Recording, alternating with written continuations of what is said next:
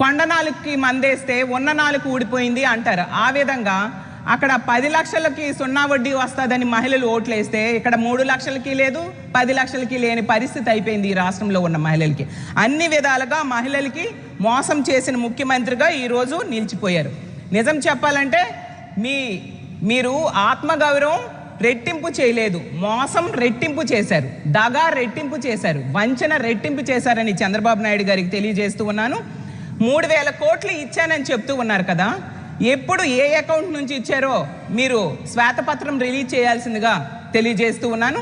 నిజం చెప్పాలంటే మీరు అధికారంలోకి రావడం కోసం మేనిఫెస్టోలో ఎన్నో హామీలు ఇచ్చి ఏ ఒక్కటి సరిగ్గా అమలు చేయకపోవడం వలన ఈరోజు 1,80,000 కోట్లు మహిళలకి ఈ 2.5 ఏళ్లలో బాకీ పడ్డం జరిగింది.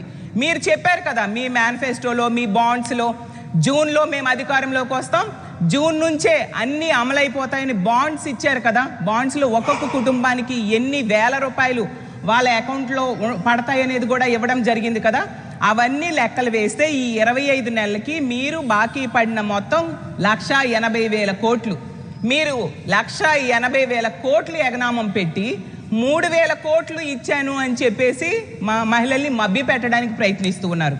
పోనీ ఆ 3,000 కోట్లైనా ఇచ్చారా అంటే ఇవ్వని పరిస్థితి. అది చూపించండి అని మేము అడుగుతూ ఉన్నాము.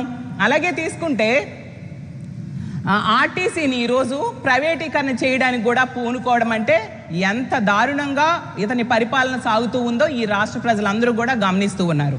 అలాగే ఈ స్త్రీ శక్తి పథకం, ఫ్రీ బస్సు పథకం అనేది మేనిఫెస్టోలో తీసుకుంటే, ఈ ప్రజాగలం మేనిఫెస్టోలో తీసుకుంటే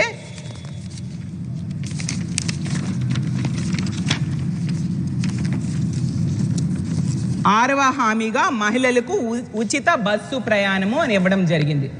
ఇందులో ఏ కండిషన్స్ లేవు, జస్ట్ ఉచిత బస్సు ప్రయాణం. అంటే దాని అర్థం ఏంటి? మహిళలు ఏమనుకున్నారు, ఏ బస్సుకైనా ఉచిత బస్సు ప్రయాణం ఉంటుంది అనేసి మహిళలందరూ నమ్మడం జరిగింది.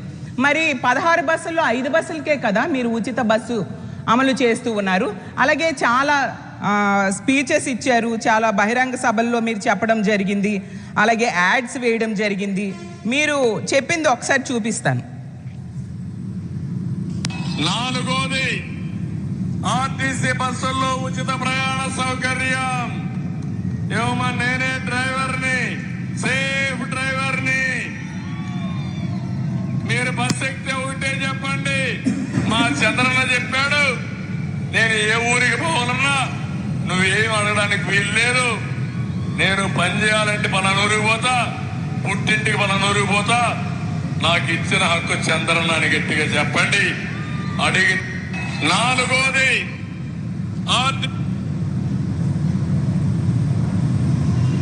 అన్ని ఆర్టీసీ బస్సుల్లో ఎక్కడికి పోవాలన్నా ఉచిత ప్రయాణ సౌకర్యం మా ఆడబిడ్డలకి అరేంజ్ చేస్తాం. ఇందులో ఏ కండిషన్స్ అయినా పెట్టారా నేను అడుగుతూ ఉన్నాను. అలాగే తీసుకుంటే టీడీపీ జనసేన ఉమ్మడిగా యాడ్స్ ఇవ్వడం జరిగింది. ఆ యాడ్స్ కూడా మీకు చూపిస్తాను. అర్థకు ఒక కప్పు టీ కూడా ఇవ్వాలని అంత బిజీగా ఏం రాస్తున్నావు? మనం మొక్కులు తీర్చాలండి.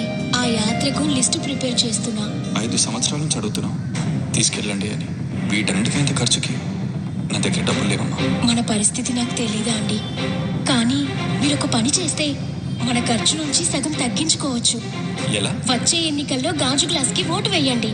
వేస్తే జూన్ 4న జనసేన, టీడీపీ, బీజేపీ కూటమి ప్రభుత్వం రాగానే మహిళలకు రాష్ట్రంలో ఎక్కడికి వెళ్ళినా బస్సు ప్రయాణం ఉచితం. మేము ఎక్కడికి వెళ్ళినా స్వేచ్ఛగా వెళ్ళొచ్చు. నిజమా? నిజంగా నిజమండి. మన భారంలో సగం తగ్గుతుంది అంటే ఈసారి నా ఓటు ఖచ్చితంగా గాజు గ్లాస్కి. జనసేన, టీడీపీ, బీజేపీ కూటమికి. మన భారం తగ్గడమే కాదు, అన్నింటికన్నా ముఖ్యంగా స్వేచ్ఛ దొరుకుతుందండి. చూశారు కదా, మరి అన్ని బస్సుల్లో ఉచితంగా ఇచ్చారా? అప్పుడు ఎన్నికల టైంలో ఎటువంటి పరిమితులు పెట్టకుండా హామీలు ఇచ్చి బహిరంగ సభల్లో చెప్పి మేనిఫెస్టోలో చెప్పి ఈరోజు మీరు పరిమితులు పెట్టారు కదా. అలాగే తీసుకుంటే పుణ్యక్షేత్రాలు మొక్కులు తీరాలి అంటే జనసేన, బీజేపీ, టీడీపీ ఈ కూటమికి ఓటేస్తే జూన్ 4వ తేదీ నుంచే మొక్కులన్నీ కూడా తీరిపోతాయి అని చెప్పారు. తిరుపతి, కాణిపాకం, శ్రీకాళహస్తి, శ్రీశైలం, అన్నవరం, కనకదుర్గమ్మ, సింహాచలం అన్ని మొక్కులు కూడా తీర్చేసుకోవచ్చు అన్నారు. మరి ఎవరు ఇప్పుడు ఈ కూటమి ప్రభుత్వం వచ్చింది, ఈ ఉచిత బస్సులో ఏ మహిళ విశాఖపట్నం నుంచి తిరుపతి ఫ్రీ బస్సులో వెళ్తూ ఉన్నారు, లేదా విజయవాడ నుంచి సింహాచలంకి ఫ్రీ బస్సులో ఎవరు వస్తూ ఉన్నారు? అలాగే తీసుకుంటే విశాఖపట్నం నుంచి శ్రీశైలం ఎవరు ఫ్రీ బస్సులో వెళ్తూ ఉన్నారు? విశాఖపట్నం నుంచో విజయనగరం నుంచో ఎవరు శ్రీకాళహస్తికి ఫ్రీ బస్సులో వెళ్తూ ఉన్నారు? లేదా కాణిపాకంకి ఇక్కడి నుంచి ఎవరు ఫ్రీ బస్సులో వెళ్ళగలుస్తూ ఉన్నారు? మీరు పరిమితులు పెడితే ఏ విధంగా వెళ్తారు? మరి ఈ పరిమితులన్నీ ఎన్నికల టైంలో మీ యాడ్స్లో కానీ మీరు బహిరంగ సభల్లో కానీ ఎందుకు చెప్పలేదు అని నేను అడుగుతూ ఉన్నాను. మరీ కామెడీ ఏంటంటే నిన్న మీటింగ్లో కొందరితో కొన్ని స్కిట్స్ చేయించడం జరిగింది. వీళ్ళు స్క్రిప్ట్ ఇచ్చారనమాట. ఆ స్క్రిప్ట్లో ఫ్లోలో ఏంటంటే ఒక అమ్మాయితో ఒక స్కిట్ చేయిస్తూ పచ్చి అబద్ధాలు చెప్పి అడ్డంగా దొరికిపోయారు.